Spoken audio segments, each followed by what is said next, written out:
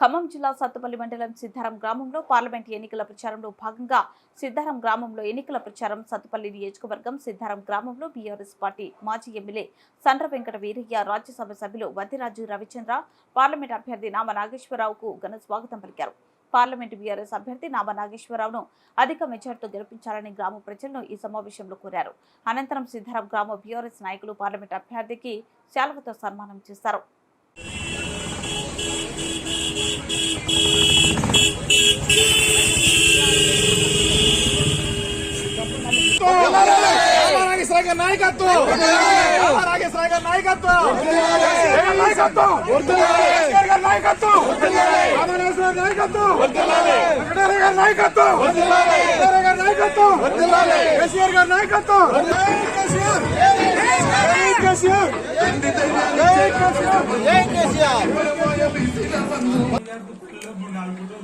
మీ అందరినీ కోరుకుంటూ ఎవరన్నా ఇక్కడికి వచ్చిన వాళ్ళు ఒక్కళ్ళిద్దరు ఎవరన్నా కాంగ్రెస్ కానీ ఓటేస్తే మీరు ఒక్కసారి ఆలోచించుకోండి.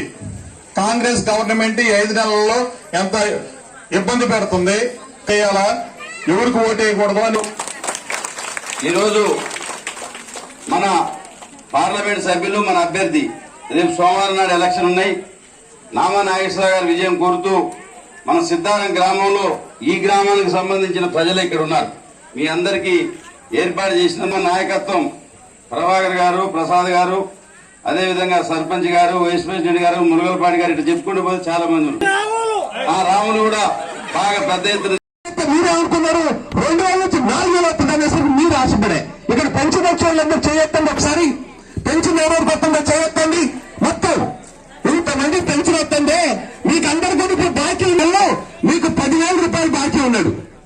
అంతేకాకుండా మళ్ళీ ఇంకేమన్నాడు, కాంగ్రెస్ ప్రభుత్వం ఏర్పడిన వెంటనే 2 లక్షల రూపాయలు రుణమాఫీ అన్నాడు.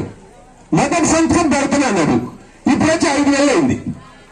ఇంతేకాకుండా ఇంతకుముందు కళ్యాణ లగ్నరే అయితే ఒక చీర కూడా పెట్టింటాడు ఆయన సొంత డబ్బుతోటి. అంత మంచిగా చూస్తుంటే దానికి ఒక తులం బంగారం వేసరికి మీరు ఇదేదో తులం బంగారం వస్తుందని చెప్పి ఓట్లన్నాడు వ్యక్తిని. మనకు దెబ్బ పడిపోయా. మరి మీ ఊళ్ళో ఇప్పుడు ఊళ్ళో ఎన్ని పెళ్లిళ్ళైనా ఇప్పటికీ ఈ 5 నెలల్లో పెళ్లిళ్ళు అయినాయి కదా, అయినా కాలేనా?